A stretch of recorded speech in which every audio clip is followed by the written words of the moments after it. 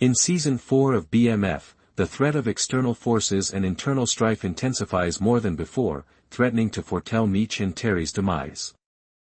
When their main star, Purdy, stumbles into an uncertain future in Episode 8, Death of Hope, the Flenory brothers encounter the darker side of the music business.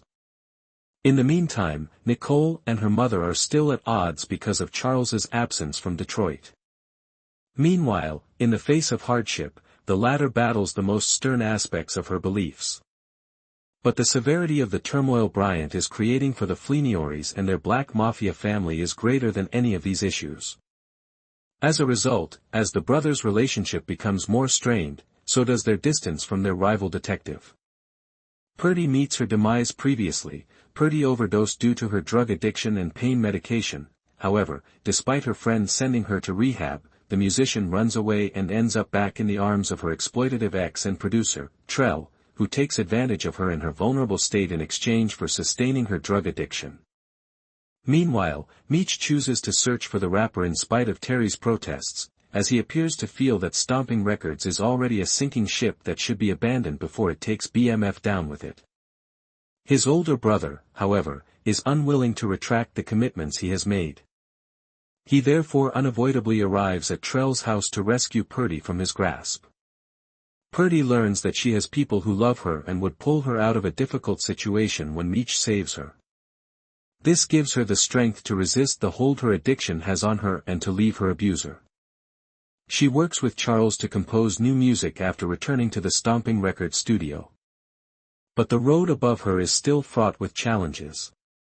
Trell surprises the musician by forcing her to reveal the truth about her addiction during a radio appearance. She nevertheless presents herself in the best possible light and makes an effort to enjoy the re-release celebration being held in her honor for her bright future. But when an unidentified admirer sends her a package with a cocaine-filled trinket, things quickly go bad. Purdy so falls back into her addiction. She faints in the middle of the stage after having an attack during mic check in a matter of minutes. The attempt by one of the other performers to conduct cardiopulmonary resuscitation on her is unsuccessful. She is later brought to the hospital, where her friends and the Flenorys learn of her untimely death. At the same time, we see Trell, who is overjoyed to hear of Purdy's passing. However, his behavior strongly suggests that the producer may have been involved in the drug delivery to the rapper. The question of whether Trell tampered with the cocaine to directly guarantee his ex-girlfriend's death is also brought up by this. Lucille must struggle to get a spot in the parish. Lucille and Nicole are left alone together in Detroit while Charles ventures into his son's musical endeavors. In these situations, the mother-daughter connection naturally becomes more strained. One of the main points of disagreement is the envelope of cash that Terry gave Nicole at her baby shower. It's clear that the mother has taken the gift from her daughter, despite Lucille's denials. However, when the problem is brought up, she refuses to take responsibility and instead creates a quarrel with the teenager. She also keeps using the pilfered funds for food and other essentials, which further highlights her irresponsibility. Nevertheless, this lack of judgment is not limited to her home. Lucille also indulges in a few indulgences, such as a lovely dress or two, during this vulnerable phase. The churchgoers will inevitably notice their pastor's change in pace. Everyone in the little town is aware of the Flenorys' financial difficulties. Additionally, they have understanding of the type of firm that Terry and Meech operate. As a result, the church is now worried that its pastor is using illicit monies to support her personal expenses. As a result, the board stops believing in Lucille and informs her that her future is still uncertain. BMF's stash house raids are led by Bryant. Even if the BMF's operations continue to provide disappointing outcomes, Bryant finds a lot of success.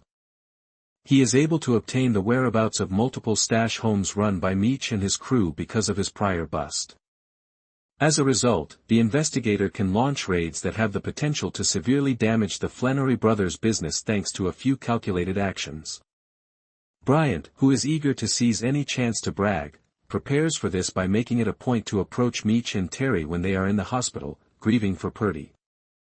Even he is aware, though, that Meech and Terry cannot be personally brought down by the stash homes. Bryant devises another scheme for the same purpose. Armed with a wire, he employs his reluctant informant child as a mole to coerce Meech into making a confession. The child ultimately turns tail at the last minute, though, in spite of the detective's threats. Mickey, who is still looking for his own kind of retaliation against Meech, notices this. He thus secretly removes the man from the celebration and shoots him on the side of the road.